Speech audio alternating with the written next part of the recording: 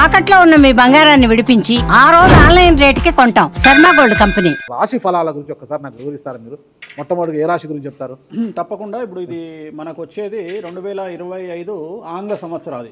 Okay. అంటే కొంతమంది విమర్శించారు 24 కదా, 24 25 అదే 25 ఆంగ్ల సంవత్సరాది. అంటే మనం ఇంగ్లీష్ క్యాలెండర్ అంటే 25లో వచ్చేది 25 ఆంగ్ల 25 కదా, జనవరి 1 25. ఓకే. జనరల్ గా మనము అంటే మరి మీరు ఉగాది నుండి ఎందుకు చెప్పట్లేదు అంటే చాలా మంది ఉగాది వరకు కూడా ఆగట్లేదు, జనవరి 1 కూడా ఆగట్లేదు, డిసెంబర్ నుండి నవంబర్ నుండి అడుగుతా ఉన్నారు అందరూ. ఓకే. ఇప్పుడు క్లయింటెల్ నన్ను అడిగేవాళ్ళు ఏంటంటే గురూజీ ఇప్పుడే చెప్పేసేయండి మాకు, మేము జాగ్రత్తలు తీసుకుంటామని చెప్పి అడుగుతా ఉన్నారు. సో అందుకనే 2025 సంవత్సరం ఆంగ్ల సంవత్సరాది అంటే జనవరి 1 నుండి ఎలా ఉండబోతుంది అనేది మనం ఒకసారి చూసుకుంటే, అన్నిటికంటే ముఖ్యంగా ఈ వచ్చేటువంటి సంవత్సరం పేరు శ్రీ విశ్వావసునామ సంవత్సరము. విశ్వావసునామ సంవత్సరము. సో వచ్చే రాబోయేటువంటి ఎందుకు గురుగారు అది వస్తుంది పేరు 60 సంవత్సరాల్లో ప్రతి సంవత్సరం ఒక్కొక్క పేరు వస్తుంటది. పేరుతో ఏం స్పెషాలిటీ లేదు. క్రోధినామ సంవత్సరం అనే నెగిటివ్ అట్లా ఏం లేదు. సంవత్సరాల్లో దీని పేరు విశ్వావసునామ సంవత్సరం. సో ఈ సంవత్సరానికి అధిపతి రాజు కాబట్టి, రవి కాబట్టి రాజు. సో రవి మనకు కమాండ్ చేస్తూ ఉన్నాడు కాబట్టి ఈ సంవత్సరం అతి ముఖ్యమైన విషయం ఏంటంటే రాజకీయంగా దేశవ్యాప్తంగా రాష్ట్రాల వ్యాప్తంగా పెను సంచలనాలు నమోదవ్వడము ఈ సంవత్సరం 2025 సంవత్సరం లక్షణాలు. ఎందుకంటే రాజుల మధ్యన రాష్ట్రాల మధ్యన గొడవలు, మరీ ముఖ్యంగా కొంతమంది ప్రముఖ రాజకీయ నాయకులకు మృత్యుగండము, అలాగే అన్ని రంగాలలోకి సెలబ్రిటీలు, సినిమా ఇండస్ట్రీ, రాజకీయము, బిజినెస్, ఎనీ ఇండస్ట్రీ, యువకులు, మరి ముఖ్యంగా మగవాళ్ళు యువకులు 40 సంవత్సరాల వయసులోపు ఉండే వాళ్లకు కార్డియాక్ అరెస్ట్లు అనేటివి ఈ సంవత్సరం అతి ముఖ్యమైన విషయం. ఎందుకంటే ఆల్రెడీ మనం చూస్తున్నాం ఇప్పటికే, కానీ వాటి తీవ్రత పెరిగే అవకాశం ఉంది. కారణం ఏంటంటే రవి కమాండ్ చేస్తూ ఉన్నాడు కాబట్టి. రవి అంటే చర్మము, హార్ట్, కళ్ళు, ఎముకలు. సో కరోనా లాంటి అంత పెద్దది కాకపోయినా ఒక సమస్య, ఒక వైరస్ మళ్ళీ ప్రపంచాన్ని బాధించే అవకాశం ఉంది. అది మరీ ముఖ్యంగా చర్మం మీద దాడి చేసే అవకాశం ఉంది. అంటే చర్మానికి సంబంధించినటువంటి ఒక సమస్యల బారిన పడి ఈ సంవత్సరము జనాలు వైరస్ బారిన పడే అవకాశం ఉంది మరీ ముఖ్యంగా. అలాగే ఇప్పుడు ఇంచుమించు 40 సంవత్సరాల లోపు యువకులకు కార్డియాక్ అరెస్ట్ అనేటువంటివి జరిగే అవకాశాలు కనిపిస్తూ ఉన్నాయి. అలాగే ఈ సంవత్సరం గుండెపోటు వల్ల మరణాల సంఖ్య చాలా ఎక్కువ. ఇదంతా 2025 జనవరి నుంచి ఎగ్జాక్ట్లీ.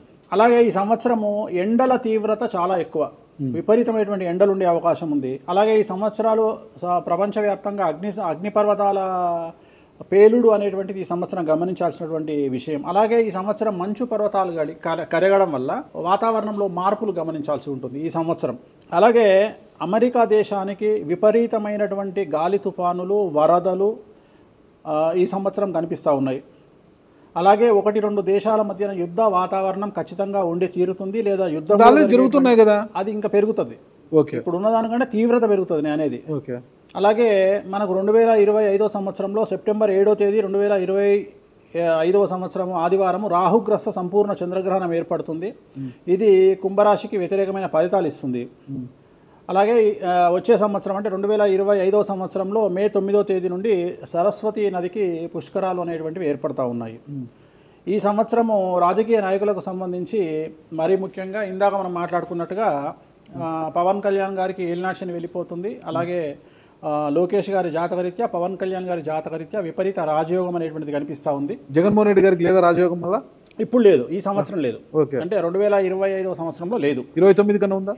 అది మన తర్వాత మాట్లాడుకుంటాం. ఓకే. 25లో మాత్రము నేను అనేది ఏంటంటే ఇప్పుడున్న స్థాయి కంటే వీళ్ళిద్దరికి ఇంకా పై స్థాయికి వెళ్లే అవకాశం ఉంది, లోకేష్ బాబు గానీ పవన్ కళ్యాణ్ గారు కానీ. అదే నాకు అర్థం కావడం, వాళ్ళిద్దరు మంత్రులే, నాకు అర్థం కాదు. ఇప్పుడు ఉన్నటువంటి పదవుల కంటే కూడా గొప్ప పదవులను వీరు పొందేటువంటి అవకాశాలు కనిపిస్తున్నాయి. రాజ్యసభ తీసుకుని కేంద్రానికి వెళ్తారా? కేంద్ర మంత్రులు వెళ్తారా?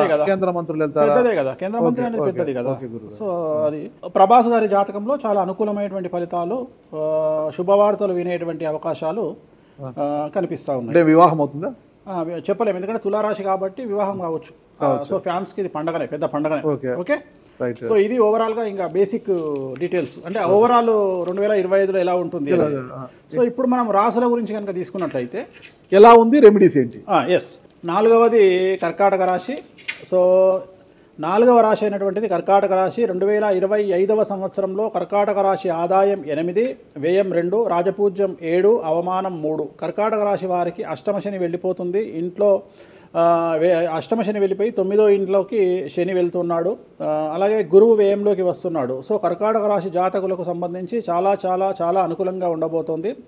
కానీ గొంతు నుండి బొడ్డు వరకు ఏమైనా ఆరోగ్యపరమైన ఇబ్బందులు తలెత్తే అవకాశాలు మరియు కాళ్ళు చేతులు విరగడం లాంటి విషయాల్లో జాగ్రత్తగా ఉండవలేను. ఇక మిగిలిన విషయాలలో చాలా అనుకూలంగా ఉండబోతా ఉంది. ఈ సంవత్సరం విదేశీ యానము, విదేశీ వ్యాపారాలు, విదేశాల్లో పెట్టుబడులు కలిసి వచ్చే అవకాశాలు కనిపిస్తూ ఉన్నాయి. దూరమైన వాళ్ళందరూ ఈ సంవత్సరం తిరిగి దగ్గరయ్యేటువంటి అవకాశాలు కనిపిస్తున్నాయి.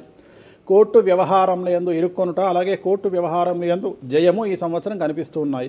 విద్యార్థులకు అనుకూలమైన ఫలితాలు, విదేశీ యానము, విదేశాల్లో చదువుకునే అవకాశము, అలాగే చదువులో ఉత్తీర్ణత, అవివాహితులకు వివాహ యోగ సూచనలు, సంతానం లేని వారికి సంతాన యోగము, అన్ని రంగాల వారికి జీవనం సుసంపన్నము, కష్టాలు తొలగిపోవుట, అన్ని రంగాల వారికి అనుకూలతలు, మరీ ముఖ్యంగా రైతులకు అనుకూలతలు ఈ సంవత్సరం గోచరిస్తూ ఉన్నాయి. వీరి జాతకంలో ఉన్నటువంటి ఒకే ఒక్క సమస్య గురువు వ్యయంలో ఉండడం. సో వ్యయంలో ఉన్న గురువు కోసం ఏం చేయాలి అంటే గురువారం నాడు పసుపు రంగు దుస్తులు ధరించడం. అంటే పసుపు రంగు దుస్తులు అంటే ప్యాంట్ షర్ట్ కాకుండా ఒక షర్ట్ వేసినా సరిపోతుంది. అలాగే వీలైనప్పుడల్లా శ్రీకాళహస్తి గురు దక్షిణామూర్తిని దర్శించుకోవడం, అలాగే కామాఖ్యలోని బగలాముఖి అమ్మవారి దర్శించుకోవడం వలన వీరికి సమస్యలు తీరిపోతాయి. అన్ని మీరు 12 రాశుల గురించి చెప్పారు. అట్లా ఎక్కువగా ఒక పూజ మాత్రం ఎక్కువగా చెప్పారు, చాలా మందికి కూడా చెప్పారు. తిరునల్లారు శనీశ్వర ఆలయం, శని ఎఫెక్ట్. ఓకే, ఎక్కువ మందికి తిరునల్లారు చెప్పినా అక్కడ ఎంత 450 రూపాయలు ఉంటుంది పూజ. అది తిరునల్లారు పాండిచ్చేరిలో ఉంటుంది. అక్కడికి వెళ్ళి పూజ చేసుకుంటే సరిపోతుంది. ఇది పేరును బట్టి ఈ రాశుల ప్రకారం ఇలా ఉంటుందని మీరు రాశారా, లేకపోతే వాళ్ళ డేట్ ఆఫ్ బర్త్ ప్రకారం? నక్షత్రం బట్టి, నక్షత్రాలు వాళ్ళకి అర్థమైపోతుంది వాళ్ళ నక్షత్రాన్ని బట్టి. అశ్విని నక్షత్రం మేషరాశి, భరణి నక్షత్రం మేషరాశి, పుష్యమి నక్షత్రం కర్కాటక రాశి. మీ రాశి నా రాశి ఒకటే. నా రాశి ఏదో నాకు తెలియదు గురుగారు. మీది వృశ్చిక రాశి. మీది అదేనా? మరి ఎలా గురుగారు ఈ మధ్యన బాగానే ఉందంటారు? మనకు బాగుంది. ఇంకా మన రచ్చనే, ఇంకా రచ్చనే రచ్చనే. ఇక ఎట్లా రచ్చ? ఇంత వివాదాలు అవుతున్నాయి, ఏం కథ అసలు? ఇంకా లైఫ్ అన్నప్పుడు ఇప్పుడు రేవంత్ రెడ్డి ఉన్నాడు. రేవంత్ రెడ్డి ఎన్ని కష్టాలు అనుభవిస్తే సీఎం అయినాడు. అంటే ఇక కష్టం తర్వాత సుఖం రెడీగా ఉంటుంది. ఓకే, ఇప్పుడు కష్టపడ్డారు కాబట్టి మీకు సుఖం ఉంది అంటారు. మీకు కాదు, మళ్ళీ మీకు మనకు అందరికీ. ప్రతి మనిషి జీవితంలో పండ్లున్న చెట్టుకే రాయి దెబ్బలు, అంతేగాని పళ్ళు లేని చెట్టుని ఎవడు పట్టించుకుంటాడు?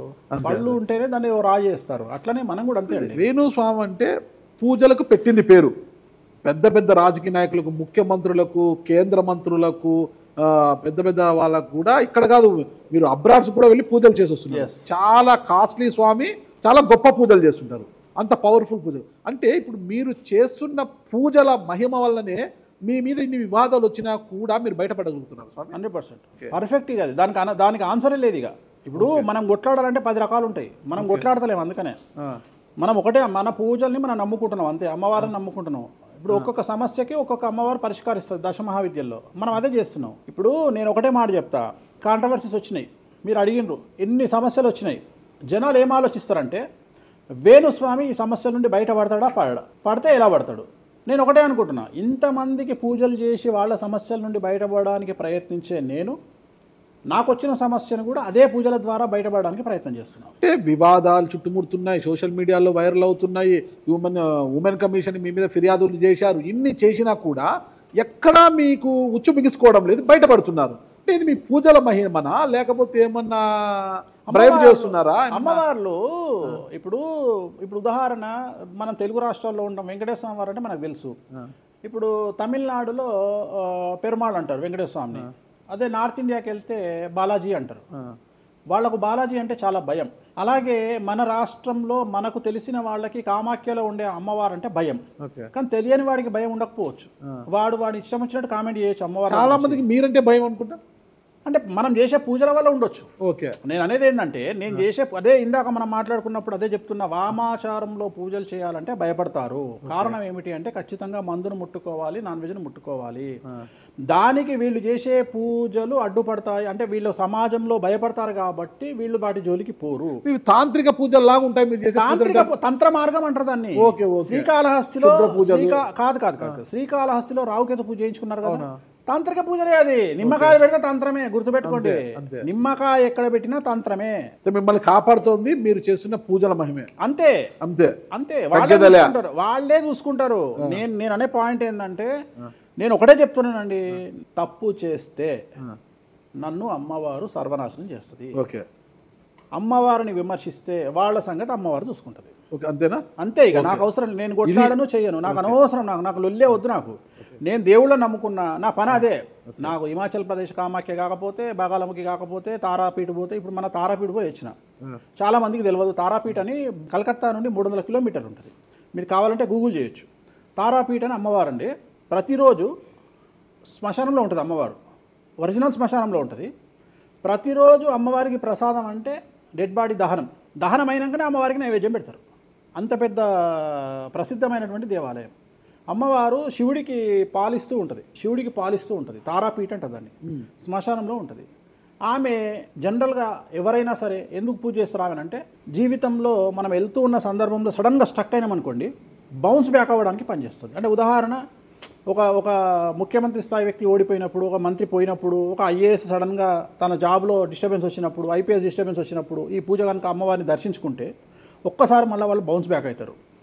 అంటే బిగ్ బ్యాంగ్ థియరీ అనేది అక్కడ పనిచేస్తుంది. మనం మళ్ళీ ఒక్కసారి బౌన్స్ బ్యాక్ అయ్యి ముందుకు దూకడానికి అమ్మవారు పనిచేస్తుంది. నేను సజెస్ట్ చేస్తుంటా చాలామందికి, వ్యాపారంలో స్టక్ అయినప్పుడు, లేకపోతే ఉద్యోగంలో స్టక్ అయినప్పుడు, అట్లా స్టక్ అయినప్పుడు అయితే మీరు తారాపీఠ వెళ్ళి దర్శనం చేయించుకోండి. అక్కడ దర్శనమే, పూజలు ఉండవు, జస్ట్ దర్శనమే. అమ్మవారికి పోయి దండం పెట్టుకొని వస్తే చాలు, ఒక్కసారి మళ్ళీ వాళ్ళు బౌన్స్ బ్యాక్ అవుతారు.